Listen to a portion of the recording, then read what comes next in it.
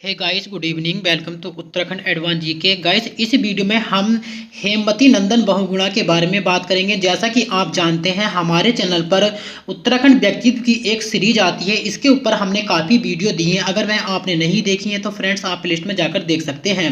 हेमवती नंदन से, जैसे कि आप जानते हैं, उत्तराखंड की परीक्षाओं में उत्तराखंड व्यक्तित्व से काफ़ी क्वेश्चन बनते हैं और परीक्षाओं में पिछले प्रीवियस एग्जाम में पूछे भी जा चुके हैं। हो सकता है कि आगामी एग्जाम में पूछा जाए क्वेश्चन उत्तराखंड व्यक्तित्व से। और हम हेमवती नंदन बहुगुणा से हमारा जीवन परिचय से जितने भी जुड़े क्वेश्चन बनते हैं पूरा कंप्लीट करेंगे हम इस वीडियो में। और इस वीडियो से अलग आपको हेमवती नंदन बहुगुणा के बारे में कहीं भी पढ़ने की जरूरत नहीं पड़ेगी।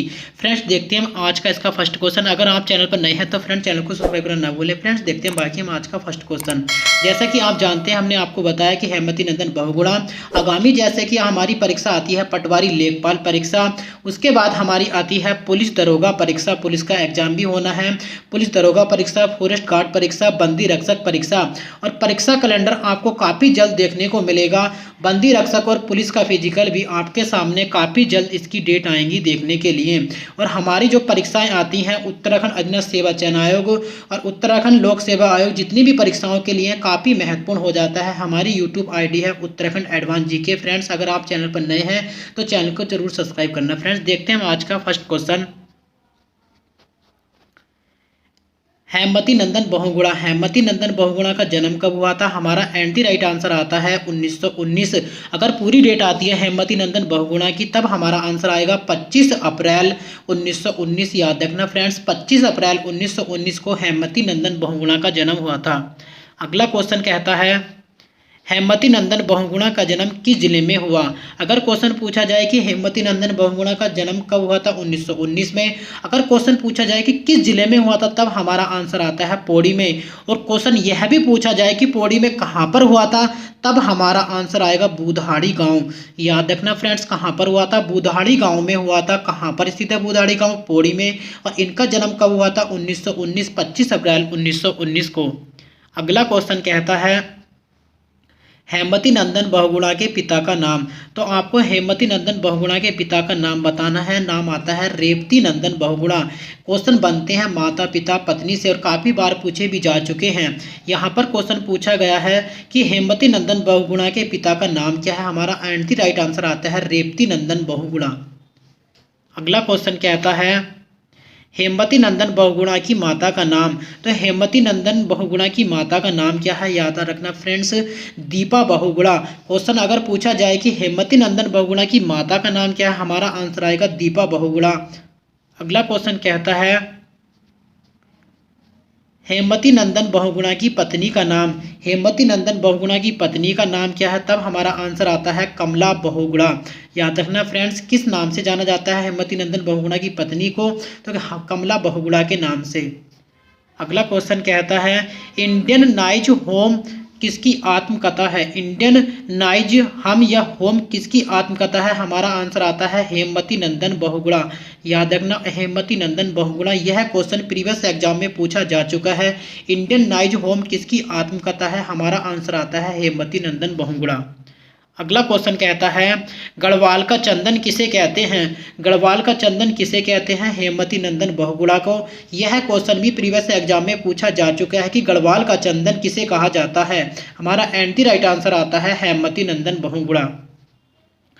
अगला क्वेश्चन कहता है हेमवती नंदन बहुगुणा को नटवर लाल की उपाधि किसने दी? अगर क्वेश्चन पूछा जाए कि चंदन के नाम से किसे जाना जाता है तब हमारा आंसर आता है हेमवती नंदन बहुगुणा गढ़वाल के चंदन के नाम से।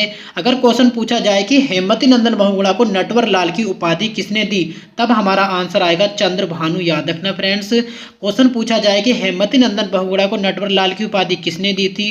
चंद्र भानु गुप्त जी ने हेमवती नंदन बहुगुणा को नटवर लाल की उपाधि दी थी। अक्सर क्वेश्चन बनते हैं परीक्षाओं में कि किसने किस व्यक्ति को कौन सी उपाधि दी। यह क्वेश्चन काफ़ी इंपॉर्टेंट है परीक्षा के लिए। अगला क्वेश्चन कहता है 1979 में लोकतांत्रिक समाजवादी पार्टी का गठन किसने किया?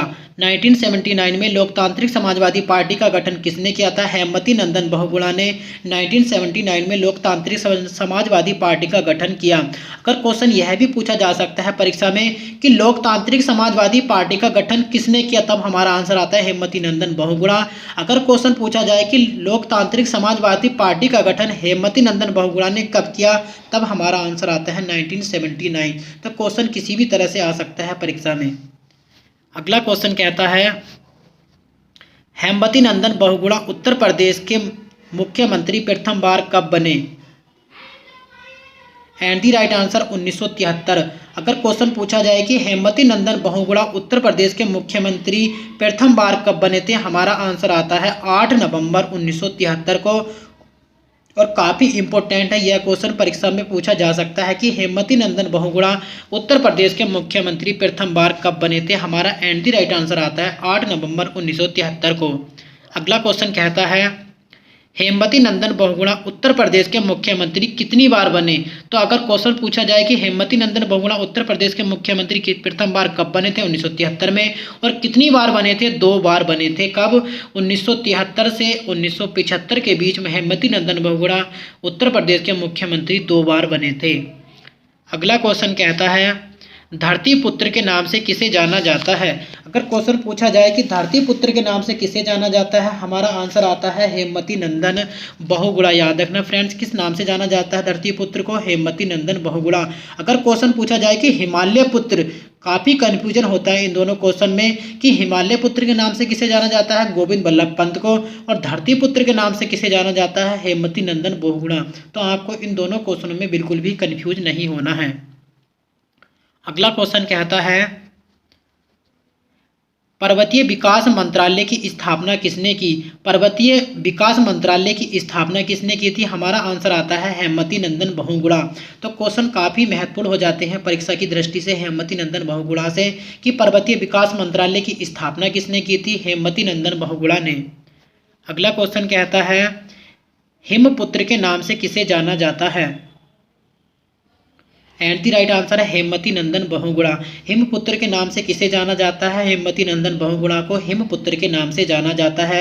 और धरती पुत्र के नाम से किसे जाना जाता है? तो हमारा आंसर आता है हेमवती नंदन बहुगुणा। अगर क्वेश्चन पूछा जाए कि हिमालय पुत्र के नाम से किसे जाना जाता है, हमारा आंसर आता है गोविंद बल्लभ पंत। अब क्वेश्चन यह भी बन सकता है कि हिमालय पुत्र की संज्ञा गोविंद बल्लभ पंत को उपाधि किसने दी थी? तब हमारा आंसर आएगा पंडित जवाहरलाल नेहरू। अगला क्वेश्चन कहता है हेमवती नंदन की पुत्री का नाम। तो आपको बताना है कि हेमवती नंदन बहुगुणा की पुत्री का नाम क्या था? हमारा आंसर आता है रीता बहुगुणा। काफ़ी क्वेश्चन बनते हैं परीक्षाओं से कि इनके पुत्र पुत्री, माता पिता और पत्नी का नाम क्या है। अगर क्वेश्चन पूछा जाए कि हेमवती नंदन की पुत्री का नाम क्या है, हमारा आंसर आएगा रीता बहुगुणा। अगला क्वेश्चन कहता है हेमवती नंदन के पुत्र का नाम। तो हेमवती नंदन के पुत्र का क्या नाम था? विजय बहुगुणा। और एक क्वेश्चन आता है कि हेमवती नंदन बहुगुणा के दूसरे पुत्र का नाम क्या था? तब हमारा आंसर आएगा शेखर बहुगुणा। याद रखना फ्रेंड्स कि हेमवती नंदन बहुगुणा के कितने पुत्र थे? 2 पुत्र थे। बड़े पुत्र का नाम था विजय बहुगुणा और दूसरे पुत्र का नाम था शेखर बहुगुणा। जैसा कि आप जानते हैं कि विजय बहुगुणा उत्तराखंड के मुख्यमंत्री भी रह चुके हैं। तो वह किसके पुत्र थे? हेमवती नंदन बहुगुणा के। अगला क्वेश्चन कहता है हेमवती नंदन बहुगुणा की मृत्यु कब हुई? तो हेमवती नंदन बहुगुणा की मृत्यु कब हुई थी? हमारा एंड दी राइट आंसर आता है 17 मार्च 1989 को। हेमवती नंदन बहुगुणा की मृत्यु कब हुई? 17 मार्च 1989 को। याद रखना फ्रेंड्स, काफ़ी इंपॉर्टेंट क्वेश्चन है कि हेमवती नंदन बहुगुणा की मृत्यु कब हुई थी? 17 मार्च 1989 को। और क्वेश्चन पूछा जाए कि हेमवती नंदन बहुगुणा, एक क्वेश्चन आता है हमारा कि हेमवती नंदन बहुगुणा पर डाक टिकट कब जारी किया गया था? हमारा आंसर आता है 2018। याद रखना फ्रेंड्स कि हेमवती नंदन बहुगुणा पर डाक टिकट कब जारी किया गया था? 2018 में। और सुमित्रा नंदन पर डाक टिकट कब जारी किया गया था? 2015 में। आई होप आपको यह वीडियो अच्छी लगी होगी फ्रेंड्स। इस वीडियो में इतना ही, मिलते हैं नेक्स्ट वीडियो में। धन्यवाद।